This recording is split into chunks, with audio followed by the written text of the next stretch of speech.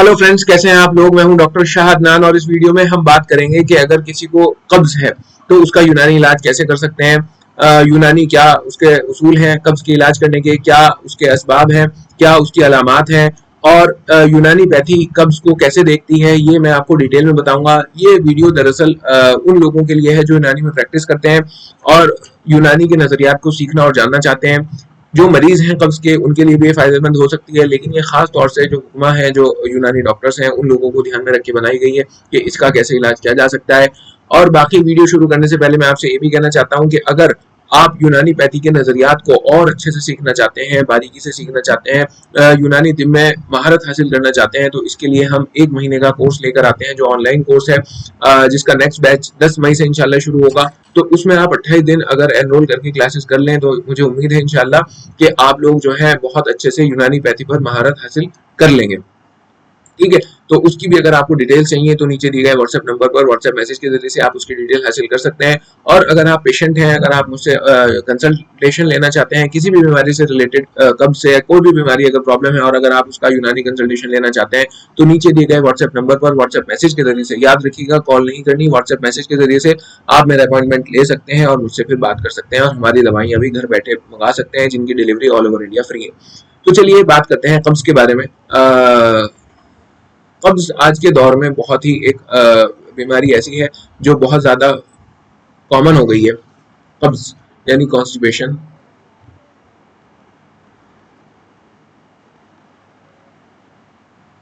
और इसको यूनानी में कहते हैं हुस्र। ठीक है, तो इसको यूनानी में कहते हैं। देखिए, सबसे पहले तो ये कि हम कब्ज कहेंगे कब कि कब कब्ज हो गया। जैसे कोई मरीज आया वगैरह कब्ज होगा तो क्या आपको पूछना पड़ेगा। देखिए, अगर 3 इजाबतों से कम एक हफ्ते में आए, एक हफ्ते में 3 इजाबतों से कम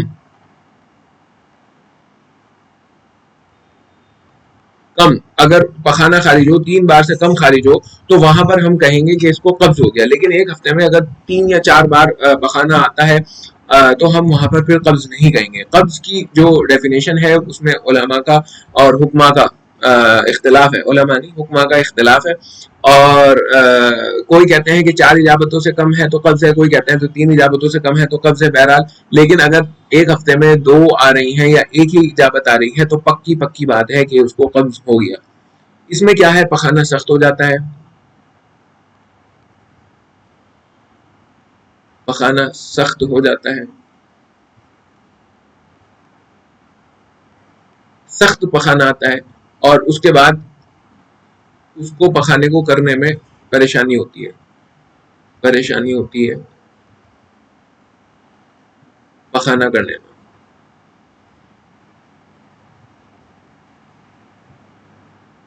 ठीक है, तो ये कब्ज की जो है मोटी मोटी सी बातें हैं। अब इसके कॉजेज क्या क्या हो सकते हैं।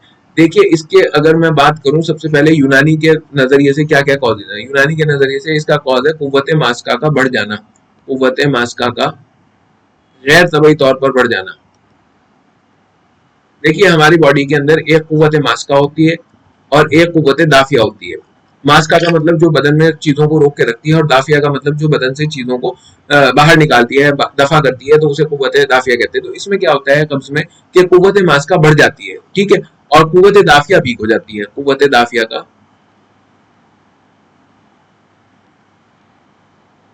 कम हो जाना या वीक हो जाना, मतलब जो वो वाली कुव्वत थी जो जिम्मेदार थी मादों को बदन से बाहर निकालने के लिए, वो यहाँ पर कमजोर पड़ गई और बहुत कमजोर हो गई, जिसकी वजह से वो नहीं निकाल पा रही। एक और इसकी जो अलामत है यूनानी पैथी जो कहती है वो ये है कि ज़ौफ़े हरारत मैदा व अमा, ज़ौफ़े हरारत मैदा व अमा, मैदा व अमा मतलब जो मैदा मतलब स्टमक और अमा मतलब इंटेस्टाइन। मैदा किसको कहते हैं, मैदा कहते हैं स्टमक को, और अमा कहते हैं इंटेस्टाइन को। मतलब इनके अंदर जो गर्मी होनी चाहिए जरूरी, और हरारत कहते हैं गर्मी को, हॉटनेस को, जो इनके अंदर गर्मी या हरारत होनी चाहिए वो उसमें अंदर कमी आ गई, उसके अंदर ज़ौफ आ गई, फिर इसके वजह से जो है वहां पर कब्ज हो गया। अगर हम एलोपैथी की बात करें तो देखिए कब्ज के जो कॉजेज हैं वो ये है कि पानी का कम पीना,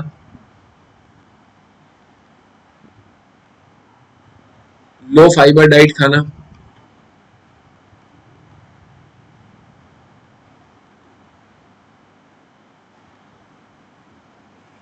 लो फिजिकल एक्टिविटी करना,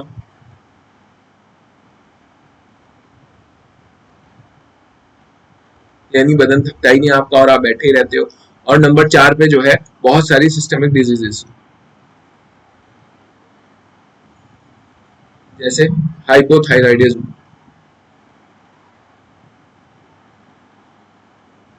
हाइपोथायराइडिज्म, ये जो बीमारी है हाइपोथायराइडिज्म, किसी को हो गया, थायराइड की बीमारी हो गई तो उसकी वजह से कब्ज है, इस तरह की और बहुत सारी बीमारियां बदन के अंदर हो सकती हैं कि जो कब्ज हो जाए।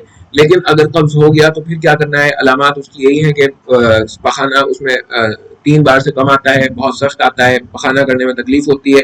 और कब्ज की एक बात ये भी है कि इसे कहा गया है उम्मुल अमराज, उम्मुल अमराज, उम्मुल अमराज, यूनानी इसे कहती है कि उम्मुल अमराज, यानी हर बीमारी की माँ है, हर बीमारी की माँ है, माँ है, माँ का मतलब मदर। ये जो कब्ज है ये हर बीमारी की माँ है, मतलब अगर एक बार किसी को बदन में कब्ज हो गया तो फिर उसको तमाम बीमारियां होंगी, फिर उसको लीवर की बीमारी भी होगी, फिर उसके चेहरे पे भी पिंपल निकलेंगे, उसका मुंह भी फटने चलने लगेगा, उसको भूख भी नहीं लगने की, तमाम तर बीमारियां जो है होंगी। यानी एक कब्ज का होना दुनिया भर की बीमारियों को बदन के अंदर पैदा कर देता है। इसे उम्मुल अमराज कहते हैं। उम्म का मतलब होता है माँ और अमराज का मतलब तमाम बीमारियों की माँ क्या है, वो कब्ज है। यानी एक अगर कब्ज हो गई तो ये और बहुत सारी बच्चे पैदा कर देगी और बहुत सारी बीमारियां पैदा कर देगी। तो ये जो है ये ऐसी बीमारी है, इसे उम्मुल अमराज कहा जाता है। अब किसी को कब्ज हो गया तो अब लोग क्या करते हैं, लोग इस तरह की गोलियां लाते हैं कि कब्ज की गोली यहाँ से लिया है वहां से लिया है, और फिर उसे को खाते हैं, फिर कहते हैं कि वो फला गोली बहुत अच्छी है। वो गोलियां जो है वो काम शुरू में करती हैं, बाद में वो काम करना बंद कर देती हैं और फिर बीमारी जिसकी तस रहती है। और कभी कभी ऐसा है कि गोली खाई और वो उसने इस तरह की दस्त लगवा दी है और रात को मरीज सो रहा था गोली खा के और बिस्तर पे ही उसका पखाना निकल गया। तो ये कोई इलाज का तरीका नहीं है। अगर आपको कब्ज का इलाज करना है तो इसका तरीका जो है वो आपको अपनाना पड़ेगा, सही तरीका। इसके 3 तरीके हैं, इलाज बिल तदबीर, इलाज के 3 तरीके हैं, इलाज बिल तदबीर, इलाज बिल दवा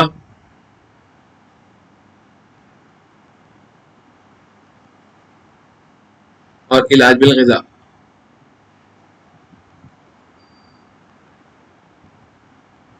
ठीक है।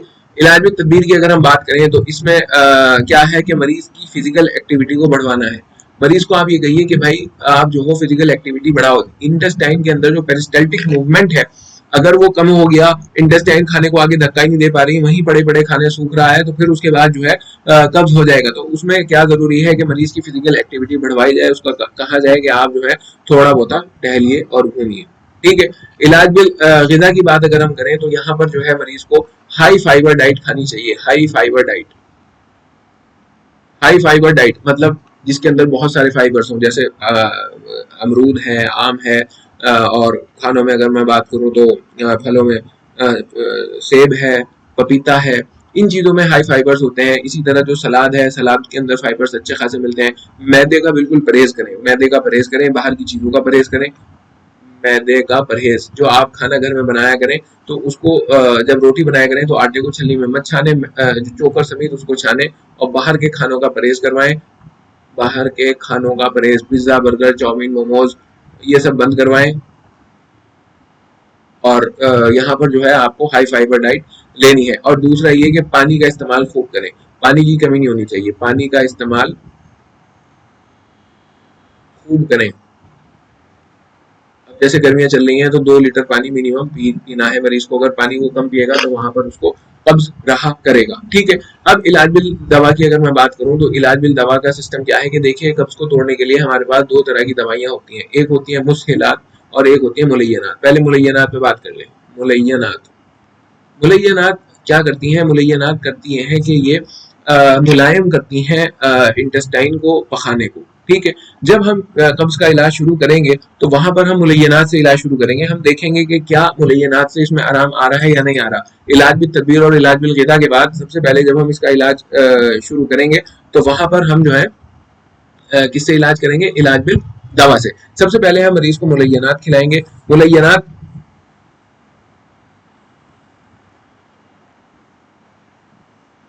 मुलैयानात का क्या है, मुलैयानात में जैसे है, सबसे पहले शुरुआत यहाँ से करनी है मरीज को। अगर वो नया नया कब्ज का मरीज है, हम उसे कहेंगे कि मुनक्का जो आता है, मुनक्का, रात को मुनक्का 7-8 मुनक्का 1 कप दूध में पकाओ और बीच समीत चबा चबा के उसको खा लो और उसके ऊपर गर्म दूध पी लो। तो मुनक्के से शुरुआत करेंगे। अगर इससे कब्ज में आराम आ गया तो बहुत ठीक है, नहीं तो फिर उसको इतरीफल मुलय्यन दे सकते हैं। इतरीफल मुलय्यन 5 ग्राम रात को गरम दूध, गरम पानी के साथ इतरीफल मुलय्यन। रोगन बेद इंजीर का इस्तेमाल करवा सकते हैं। रोगन बादाम ज़्यादा बेहतर है, रोगन बादाम का इस्तेमाल करवाएं। रोगन बादाम शीरी। इसका जो है 10 ml, 5 से 10 ml रात को दूध में डाल के इसको पिलवा दें। और एक कुर्स मुलय्यन आती है, कुर्स मुलय्यन भी 1 गोली रात को आप खिलवा सकते हैं, 1 गोली गर्म पानी के साथ। और अगर कब ज्यादा है तो 2 गोली गर्म पानी के साथ रात को सोने से पहले। और गुलकंद का इस्तेमाल भी यहाँ पर करवा सकते हैं। ये तब है कि जब कब्ज जो है वो कम इंटेंसिटी का हो, आपने फिजिकल एक्टिविटी करवाई, हाई फाइबर डाइट खिलवाई, मैदे के बंद करवाया, बाहर का खाना बंद करवाया, पानी का इस्तेमाल करवाया, और फिर आप आएंगे मुलय्यनात पे कि मुलय्यनात जो है, हम मुलय्यनात को इस्तेमाल करके देखेंगे कि क्या पता इससे ही कब्ज टूट जाए। लेकिन अगर इससे कब्ज नहीं टूटता, फिर हमें मुश्किलात में जाना पड़ता है। और मुश्किलात के लिए मैं आपको यहाँ पे एक नुस्खा लिखवा रहा हूँ। नुस्खा बहुत ही कायदे का है, फायदेमंद है। उसको आप देख लीजिएगा, ये वाला नुस्खा है, तो ये आप अपने क्लिनिक पर बना के रख सकते हैं और मरीज को दे सकते हैं, इससे भी उन्हें फायदा होगा। इसमें सबसे पहले है सना, फिर आपको लेना है सौंफ, फिर लेना है सौंठ, और फिर लेना है आपको सेंधा नमक। सेंधा नमक, ये सब हम वजन, और ये जो है अकॉर्डिंग टू टेस्ट। और इसको जो है 5 ग्राम रात को गर्म पानी से खिलवा दें। इंशाल्लाह किसी भी तरह का कब्ज है तो वो टूट जाएगा। तो बाकी ये इसका एक तरीका इलाज है। बहुत से लोग ये सोचते हैं कि हम जो है सिर्फ और सिर्फ दवाइयों से ठीक कर दें। देखिए, जब तक आप इलाज में तदबीर और इलाज में ग़िज़ा नहीं इस्तेमाल करने के, ये अप्लाई नहीं करने के, तो कब्ज ठीक नहीं होगा। और यहाँ पर एक चीज़ मैं आपको एक और चीज़ बताना चाहता हूँ कि कभी कभी कब्ज का पखाने का निकलने का सिस्टम क्या है कि जो हमने खाना खाया, तो खाना खाने के बाद वो लीवर एब्जॉर्ब करेगा और जो बाकी बचा हुआ वेस्ट मटेरियल है वो हमारे रेक्टम में जाके जमा होता रहेगा। अब रेक्टम मिसाल के तौर पे ये है और यहाँ पे वो पखाना जमा हो रहा है, तो जब ये बहुत सारा जमा हो जाएगा तो ये जब भर जाएगा तो ये खिंचने लगेंगी इसकी मसल्स, और जब ये खिंचने लगेंगी तो दिमाग को मैसेज जाएगा कि अब इसे खारिज कर दो। तो आदमी बैतुल खला की तरफ जाएगा और इसे खारिज कर देगा, निकाल देगा। लेकिन अगर वो यहाँ पड़ा पड़ा सूखने लगे और उसमें से पानी एब्जॉर्ब होने लगे तो पकाना सख्त हो जाएगा और ये निकलने का ही नहीं। तो इससे बचने के लिए हम यहाँ पर एक चीज मरीज को और दे सकते हैं, वो होती है इसबगोल की भूसी। इसबगोल की भूसी 10 ग्राम ये आप जो है उसे दही में, दूध में, कैसे भी करके खिलवा दें। 10 ग्राम बिल्कुल नपवा के, 10 ग्राम नपवाने से ये होगा कि एब्जॉर्ब नहीं होती है, जो कि तू जाके रेक्टम के अंदर जमा होगी 10 ग्राम जब, और थोड़ा सा पखाना पहले भी होगा, जैसे ये जमा होगी तो ये खींचने लगेगा। जैसे ये खींचेगा, ब्रेन को मैसेज जाएगा कि इसे खारिज कर दो, तो ये वहीं के वहीं पखाना खारिज होगा और कब्ज टूट जाएगा। एक उसूल इसका ये भी यहाँ पर इस्तेमाल होता है इसबगोल की भूसी का। लेकिन ध्यान रखिएगा कि अगर ये 10 ग्राम से कम मरीज ने खाई तो ये रिवर्स इफेक्ट कर देगी। 10 ग्राम से कम खाई है, इसके अंदर जाके और फंस गई और इसमें से भी वाटर एब्जॉर्ब हो गया और इसने वहां पर अपना काम भी नहीं किया। 10 ग्राम बिल्कुल तुलवा के एक बार वो तोल लेके देख लेगा 10 ग्राम में कितनी होती है, 2 चम्मच के बराबर। और फिर उसको कहिए कि आप जो है ये रात को दूध में, दही में, कैसे भी करके पानी से खा सकते हैं 10 ग्राम की 10 ग्राम इसबगोल की भूसी। और यहाँ पर रेक्टम को ये बुलबुल फिल कर देगा और उसके बाद जब उसके अंदर स्ट्रेचिंग होगी तो ब्रेन को मैसेज जाएगा और ब्रेन को मैसेज जाने के बाद वो खाली हो जाएगा। एक यहाँ पर ये भी है कि लिवर करेक्शन के लिए भी आप दवाइयां कर सकते हैं। कभी कभी कब्ज का जो ताल्लुक है वो लिवर से होता है और लिवर करेक्शन के लिए यहाँ पर आप माजून दबेदुल बर्द, अगर लीवर की कोई भी आपको अलामत पाई जा रही है कि इसका लीवर में भी प्रॉब्लम हो सकती है, 5-5 ग्राम बीडी सुबह शाम आप इसको खिलवाएं। और यहाँ पर दूसरा जो है अर्क मको, अर्क कासनी और शरबत बजूरी मोतदिल,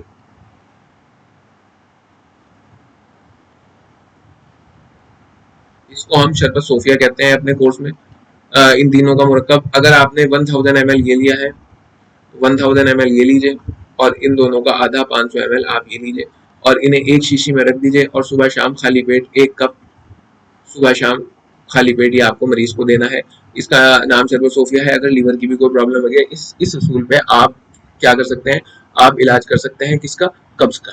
बाकी मैं यहाँ पर फिर से रिपीट कर दूं कि अगर ये सब आप चीज़ें सीखना चाहते हैं, यूनानी के नज़रियात को और जानना चाहते हैं गहराइयों को, तो आप हमारा 1 महीने वाला कोर्स ज़रूर ज्वाइन कर लीजिएगा, जिसकी डिटेल्स आप नीचे दिए गए व्हाट्सएप नंबर पर मालूम कर सकते हैं व्हाट्सएप मैसेज के जरिए से। और अगर आप मरीज हैं और अपना इलाज कराना चाहते हैं तो भी आप जो है नीचे दिए गए व्हाट्सएप नंबर पर डिटेल्स मालूम कर सकते हैं, अपॉइंटमेंट मेरा ले सकते हैं और उसके बाद मुझसे कंसल्टेशन ले सकते हैं। बाकी अगर आप विजिट करना चाहें तो मेरा क्लिनिक अम्बेहटे में है इस वक्त, सहारनपुर ज़िले में, तो आप अम्बेहटा पीर में भी विजिट कर सकते हैं। उससे पहले भी आप अपॉइंटमेंट ले लीजिएगा क्योंकि क्लिनिक के जो मेरे आवर्स हैं वो फिक्स हैं। कभी जब पहले से अपॉइंटमेंट होगा तो ही मैं आपको वहाँ पर मिल पाऊँगा। बाकी आप इस बारे में क्या सोचते हैं मुझे कमेंट करके ज़रूर बताइएगा। अपना बहुत ख्याल रखिएगा। तब तक के लिए अल्लाह हाफ़िज़।